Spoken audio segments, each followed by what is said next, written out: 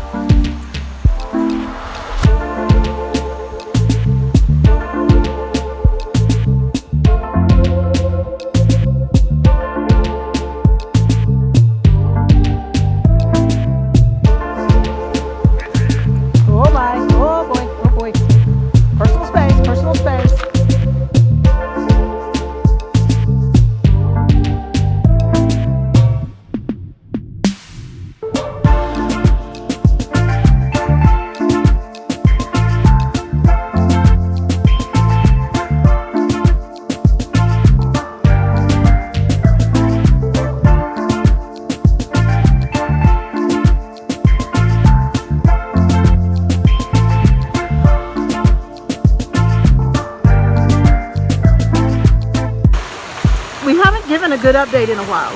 There's been a lot of things happening, but then again a whole lot of nothing. So, you know, the last time we brought a video to you with some real updates, we were still in La Cima, which it was the little mountain community outside of Cartago that was up so high in the cloud forest that it was cold, and we had a wood stove and all my palms turned brown.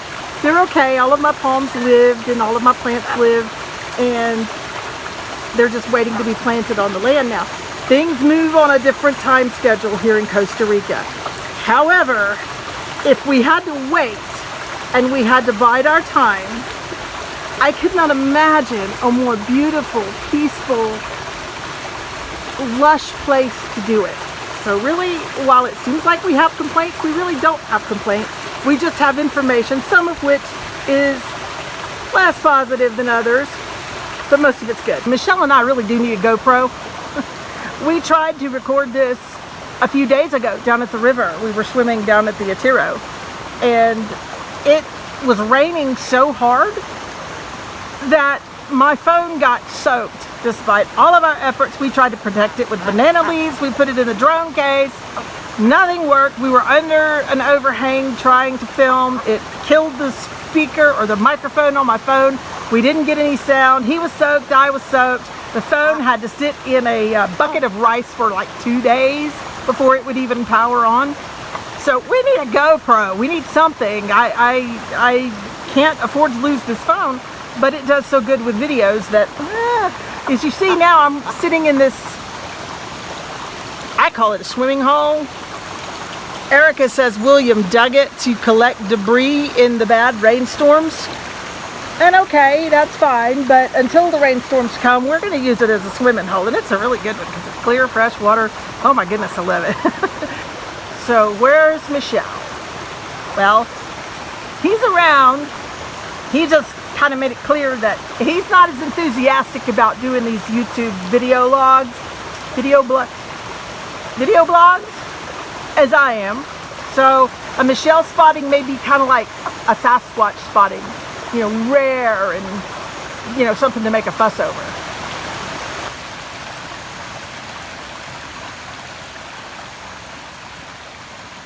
He may show up later. He may get jealous of Lolly getting all the attention. So we still haven't closed on the land. And that isn't a catastrophe. It doesn't mean anything has gone wrong. This is just Costa Rica. The seller had the place surveyed, the flags are up, the plano is done, it was submitted to the municipality, and the municipality told him, oh, you're missing XYZ something that they have to pay like hundreds of dollars to get. I don't know, it's Costa Rica. So the seller and the agent here, his farm manager here, have been trying to find a way to do it less expensively, and I don't blame them, and I don't wish they would hurry or anything like that.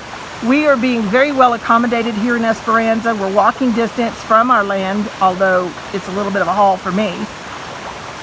And we're happy. We have everything we need. We have electricity for the bus. We have internet. We have water. Oh my gosh, water. Water is a big deal here because it's so plentiful.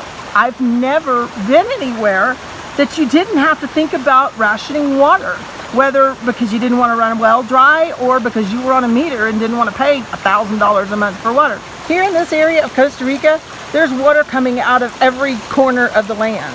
And it's clear, fresh water. I wouldn't say drinkable because you never know what kind of dead animal may be up the creek. So I wouldn't drink it, but it can be made drinkable very easily. I grew up in the countryside in Georgia, of southern US, and we had a well. And we always knew we had to exercise the well to keep the water sweet, so it's not like you don't want to use the well. But there was a real danger always of running the well dry and drying up the spring. And if that happened, what would you do? Here in this community, you cannot exhaust the water supply. It comes from springs in the mountains that never go dry, that never run thin. It rains every day. And so Michelle and I have thought seriously about maybe instead of taking our water from the spring, do a rainwater catch, because it rains inches every day. It would be fresh, drinkable, and run it through a sand filter with maybe a carbon, filter in there somewhere, and you got pure drinking water. So that's the plan as of now. We'll see when we get to the property over there and get, start moving in, we'll see what we need to do. So now it's story time. And I'm going to tell you a little bit about what's going on with the bus. Lolly must be right dead center of the camera screen. She can't be off to the side, can't be marginalized, just a no-no. So the bus situation is not, again, like the land, it's not catastrophic, but it's a little less than positive. And there are some people involved who may not appreciate our opinion about it. We're going to have to back up 10 yards and punt on the bus. The bus is still a good bus. It's got a good, strong engine. But here's the story. Every single time we came across the mountain from Cartago to Esperanza, it happened going both directions, the bus would shut off when I was locked in fifth gear going down a hill. Now these are very steep hills. These are steep, curvy mountain roads. When the bus engine dies, you lose power steering, you lose power brakes. So you can imagine that I was a bit concerned about this and had some things to say about it. I got blamed for burning the clutch out of the bus, and it turned out to be not my fault, despite what they think. I don't ride the clutch. The clutch just was not in adjustment. I mean, the whole thing was just, there were just things not done right on the bus. Well, the bus mechanic sent one of his drivers over here, who does drive buses and drives a taxi and whatnot. He sent him over here with us, with me driving, so we could get an idea maybe of what I might be doing wrong or what was happening. The guy was on his phone. He was texting and messaging and doing whatever on his phone almost the whole trip. And that was fine. I took it to mean that he had relaxed into my driving and wasn't worried, It's something with the Latino culture. Women just are not, you're not seen as having the skills or the ability to do things like drive a large bus. And, that may seem politically incorrect, but guys, that's the way it is here. It's a different world. So as I was coming around a very sharp curve down a steep grade in fifth gear, as it always happens, the bus engine died, and I had to stop in the middle of the road because I couldn't steer. I could barely brake. And he proceeded to tell me, go ahead, get out of the way, get out of the way. He didn't even realize the engine had shut off. And it was a language barrier, and I was trying to explain to him, guy, the bus is not running. I'm trying to start the bus back. We've stopped. The bus has died. This is what I've been telling you about.